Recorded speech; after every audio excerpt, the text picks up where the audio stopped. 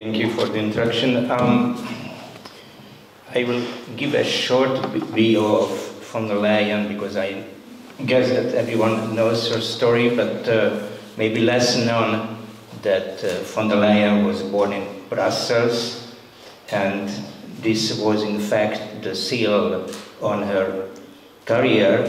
Her father, Ernst Albrecht, and if I manage.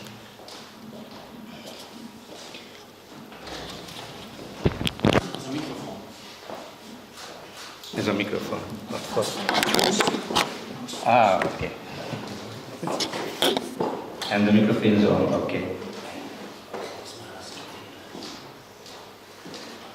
Yes, that's her father, Ernst Albrecht, who was one of the first European civil servants appointed in 1958. After the family moved back to Hanover, he was Prime Minister of Lower Saxony for 14 years. Ursula has held government positions for more than 20 years, first as Minister in Lower Saxony, then in the federal government of Angela Merkel from 2009 as Minister of Labour and Social Affairs, and later as Minister of Defense. And although her father was only Director General for Competition, actually it's the highest ranking civil servant position, but Ursula became the President of the Commission in 2019.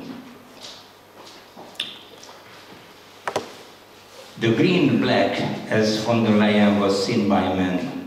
In Germany, as a federal minister, von der Leyen pushed through parental allowance, which was in fact an election promise of the Social Democrats. She made the tax deductibility of childcare cost conditional on both parents being employed. Her own party, the CDU, was offended because this called into question the classic single-earner marriage. But nevertheless, she had the full confidence of Chancellor Angela Merkel, so much so that they still consult regularly to this day. When I was asked to give my presentation, my first thought was that the European Union is doing so well with a woman president of the Commission, a female president of the European Parliament, both serving their second terms, and the international face of the EU, the High Representative for Foreign Affairs and Security Policy, who is also, will be a woman, actually the third one since the post was created in 2009, Catherine Ashton, Federica Mogherini, and now Kaja Kallas. Most probably she will be improved by the Parliament. In these circumstances, Europe has nothing to do when it comes to deciding on candidates. It can afford the luxury of only having to be qualified. Of course, we know that there is a quota mentality, just to set a good example. I'm saying that was my first thought. But then I looked at the latest UN figures about female politicians, and I was astounded, or should I say shocked, by what I found. Well, you can argue that obviously there is a huge difference between, for example, the first and the third world countries. Yes, indeed. But contrary to what you might think, the difference is in the favor of the developing countries. If we look at the percentage of, for example, women in national parliaments. Like in Rwanda, more than 64%, Cuba 56%, Nicaragua 54%, Mexico 50%. And contrary to what you would anticipate, in the United Arab Emirates, just half of the members of the lower house are women. According to the UN, at the current rate of progress, gender parity in national legislative bodies will not be achieved before 2063. And as of 1st of October 2024, there are only 29 countries worldwide where women serve as head of state and or government. And the current rate, gender equality in the highest positions of power will not be reached for another 130 years. In case you are interested, in the country of Mary, Regnum Marianum, there are no women ministers in the Hungarian government. In Finland, 64 of the ministers are women. And in the Hungarian parliament, only 14% of the representatives are women, and only 10% of the Fidesz faction are women. If one wants to praise von der Leyen's effort to highlight the female nature of the Commission, one can easily fall into the mistake of judging them by their performance. Well, what an excellent commissioner Jourova or Margaret Vestager was. But she was obviously not a good competition commissioner because she was a woman, just as Vera Jourova didn't consistently call the Hungarian government to account for the rule of law and then to the lack of transparency because she was more empathetic and committed to being a woman. Although I would leave open the right to doubt here.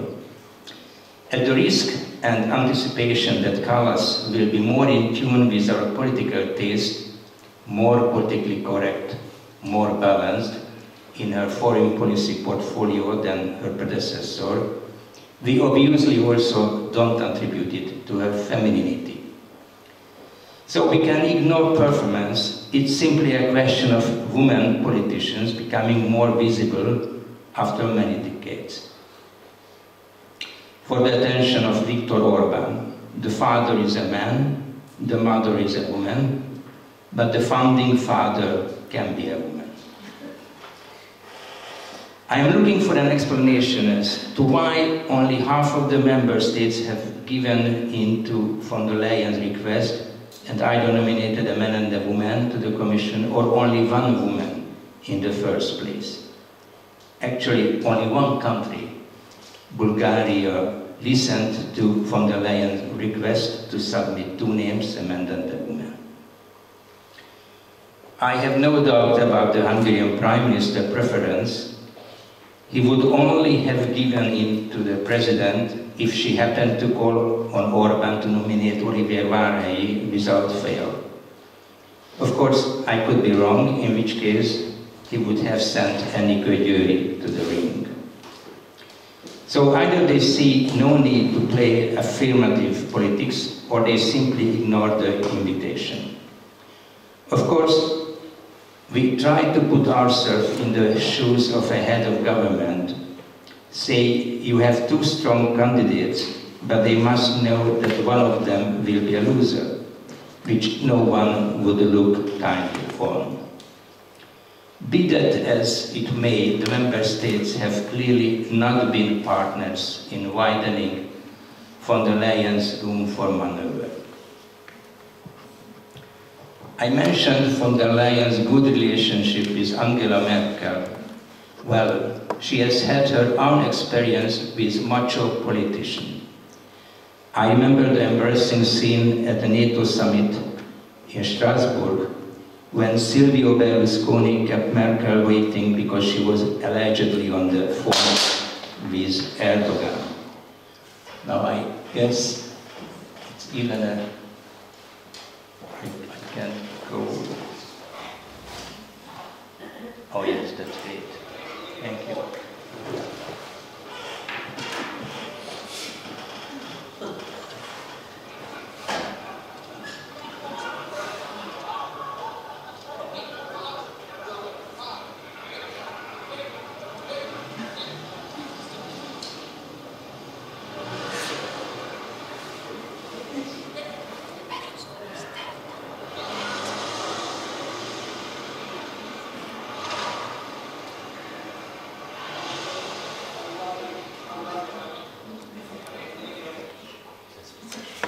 von der Leyen finds her own way.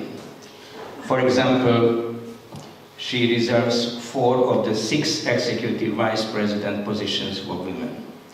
And, as in 2019, she has again imposed gender parity in the cabinet of commissioners. It's often stereotyped that women politicians have it easy when it comes to getting results on gender equality issues. Their cross-party attempts to negotiate on social policy issues affecting women are also successful. This may well be the case for the vast majority of UN member states, but I should note that von der Leyen is not afraid to show strength when necessary. One need only think of a response to the Hungarian Prime Minister in the European Parliament. Von der Leyen, in the debate of the program of the Hungarian EU presidency, focused on the Hungarian government's Russia politics, noting that Hungary blamed not the invader, but the invaded. Her harsh critical notes really showed a strong, committed politician. Well, von der Leyen didn't mince her words. Her straightforward speech surprised Orbán, who challenged her with remarkable firmness, forgetting that von der Leyen words were not a challenge to the Hungarian people, but to their leader. Von der Leyen was similarly determined to challenge Orbán for breaking the rules of the single market. Von der Leyen was courageous in holding Orbán to account, and it was also attracting attention that she spoke in English rather than her mother tongue, because she knew that Orbán understood it, and she wanted to make the dialogue more direct, although Orbán deliberately spoke only Hungarian during this debate. I have to say that von der Leyen has used language against Orbán in front of the European Parliament, and therefore in front of the entire European public, that no other leader of a member state has used, at least not publicly. Actually, Orbán noticed this when he chided von der Leyen for taking a political role instead of remaining neutral. So, is Ursula von der Leyen a tough woman? Allow me to refer to an earlier story. Eric, can you help again? Thank you. When she was in Ankara with Charles Michel, President of the European Council, for talks with Turkish President Erdogan. Mr. Michel, later we will see,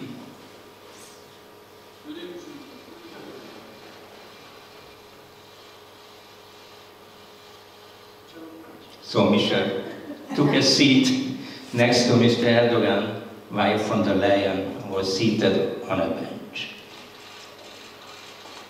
Well, she made, interesting, okay.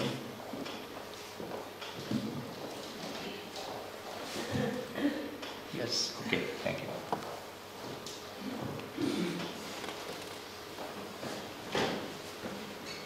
She made no secret of what she thought on the sideline. Nearly half of the member states can claim to have a female head of government, with the Latvians and Finns leading the way, having experimented 3 times. Britain was the pioneer with Margaret Thatcher, the Iron Lady. And what about the European Commission? We shouldn't forget that in the first 30 years of the European integration, so until the late 80s, no woman reached higher position in the Commission. There was no female commissioner or director general. Christiana Srivener and Vasu Papandreou in the 1989 Deller Commission were the first female commissioners. Today there have been more than 60 women working in the top-level positions in the European Commission. The proportion is roughly 40% of top position. And what is really important that the women in the Commission lead not only classical feminine portfolios, but they are also present, for example, in economic and foreign policy fields. I started working in Brussels as a correspondent in 1995. At that time, the Santer Commission included 5 women among the 20 commissioners, so you could still feel the macho pace of the previous years. I remember the scandal of the Danish commissioner, Rit Bjerregaard, who wanted to publish her diary. The excerpt published beforehand was about her saying that Martin Bangemann, the German commissioner, was hardly ever seen at the regular weekly meeting. The very first meeting, the very first time Bangemann appeared at the press conference, we immediately asked him about this, what he had to say about the reproach. What was his answer? You see, this always happens to me. I hardly meet a woman and she complains that she cannot see me often enough. Thank you for your attention.